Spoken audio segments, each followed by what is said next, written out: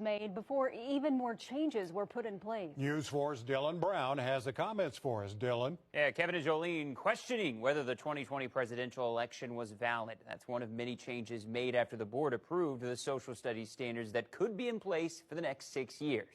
And the board voted before seeing these public comments.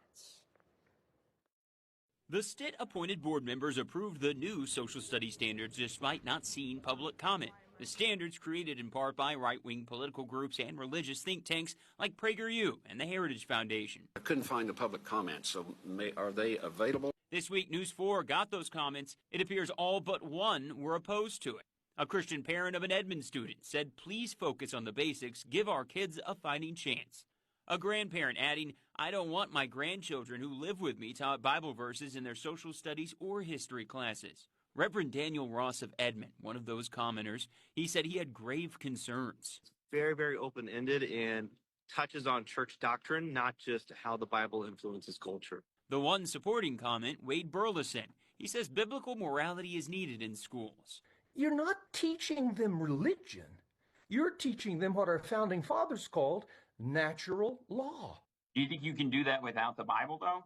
I'm saying that as we began as a country, the Bible was everything. Reverend Ross expressing concerns over court costs if lawmakers go on to approve the standards. And that just adds more money onto the taxpayers. Those liberal activists who want to use judges and the courts to overturn the rule of law, the day of reckoning is coming. But Reverend Ross, who's opposed to the standards, says he's a conservative Christian.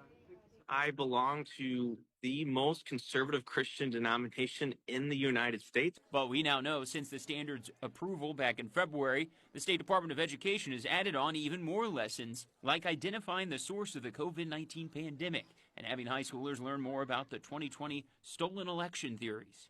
Do you think the results were legitimate, that President Biden was elected legitimately? He became president for 4 years, so I guess he was legitimate enough to be put in office. Oklahoma lawmakers have about a week to vote on those standards. And I ended up asking OSD if the board members actually got a chance to see these public comments since they voted on them. I also asked if they knew about the recent additions. I have not heard back, and they wanted to no comment on it.